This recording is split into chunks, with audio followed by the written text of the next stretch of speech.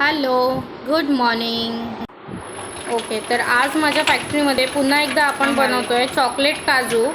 आणि चॉकलेट काजू इथे बनवण्याची प्रोसिजर ही चालू आहे. हे बाबा आहेत माझे जे चॉकलेट बनवत आहेत. आपलं हे चॉकलेट काजू. सो ही प्रोसिजरमध्ये आहेत, प्रोग्रेसमध्ये, वर्क इन प्रोग्रेसमध्ये आहेत काजू.